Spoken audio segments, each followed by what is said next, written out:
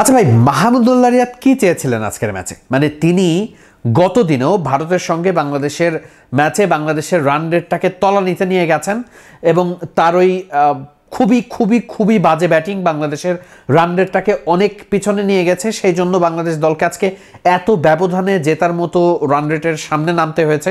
এবং আজকের ম্যাচেও মাহমুদুল্লাহ রিয়াদ যখন ব্যাটিং করছিলেন, যখন ব্যাটিং করতে নেমেছেন, সেই মুহূর্তেও বাংলাদেশ দলের জয়ের মতো একটা সিচুয়েশন ছিল। মানে জয়কে বাংলাদেশ দলের সেমিফাইনালে যাওয়ার মতো যে কন্ডিশন, সেটা চেস করার মতো অবস্থা বাংলাদেশ দলের ওই মুহূর্তেও ছিল।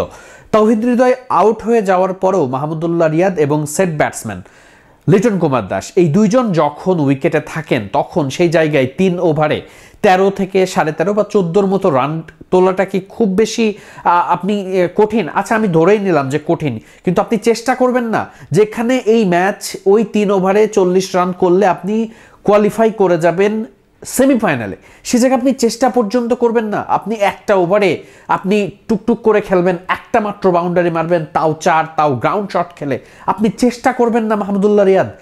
এর কোনো ব্যাখ্যা কোনোভাবে কি সম্ভব? যখন ওই এক ওভারে মাহমুদুল্লাহ রিয়াদ মাত্র 4 রান নিলেন, সবগুলো বল ডট খেললেন, স্বাভাবিকভাবে লিটন কুমার দাসও আসলে ওই সময় খেলাটা ছেড়ে দিলেন, কারণ পরের 2 ওভারে রান লাগে 38। সেটা কি বাংলাদেশ দল আর ওই মুহূর্তে আর পসিবল?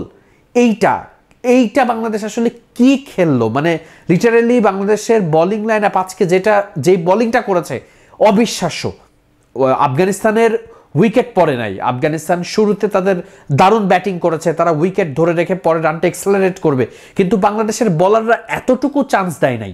সেই জায়গাটাতে 115 রান 12.1 ওভারে খুবই খুবই গেটেবল টার্গেট, এবং বাংলাদেশ দল যেভাবে স্টার্ট করেছিল সেটা কিন্তু অ্যাচিভ করার মতো। আপনার ওপেনিং থেকে সেট হওয়া একটা ব্যাটসম্যান উইকেটে আছে, আপনি তৌহিদ হৃদয় এসে কয়েকটা শট খেলেছেন, একটা দুটো 4 মেরে আউট হয়ে গেছেন, এরপরে আপনি ব্যাটিংয়ে আসলেন। সেই জায়গাটাতে আপনি যদি অ্যাটলিস্ট 2টা বাউন্ডারি হাঁকাতে পারতেন, 3টা বাউন্ডারি হাঁকাতে পারতেন, সেখান থেকে বাংলাদেশ কিন্তু ম্যাচে আবারও ফিরে আসার সম্ভাবনা থাকতো। ইভেন লিটন কুমার দাস ওই জায়গাতে আর এক এন্ডের থেকে যদি মানে অ্যাটলিস্ট ভাই চেষ্টা তো করা যায়। তো 3 ওভারে 40 রান কি ওয়ার্ল্ড ক্রিকেটে হয় না?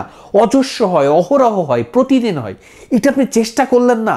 চেষ্টা যদি করতো সেই ক্ষেত্রেও কিন্তু কোনো না কোনোভাবে আসলে এটার ব্যাখ্যা দেওয়া যেত, কিন্তু আপনি চেষ্টা পর্যন্ত করলেন না। এইটার আসলে কি ব্যাখ্যা দেবেন? ইন্ডিয়ার বিপক্ষে মাহমুদুল্লাহ রিয়াদ যে ইনিংসটা খেলেছেন সেটাও একেবারে কোনোভাবেই গ্রহণযোগ্য না। যেখানে রিশাদ আমরা দেখেছি তিনি দারুণভাবে 10 বলে 24 রানের একটা ইনিংস খেলেছেন। ওই ইনিংসটা যদি না হতো বাংলাদেশ দলের রান রেটের অবস্থা আরও তলানিতে থাকতো।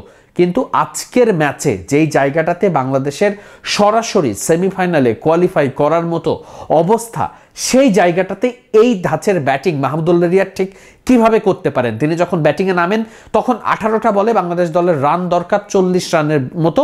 এই রানটা আপনি করার জন্য আপনি ট্রাই করবেন না, আপনি টার্গেট নেবেন না?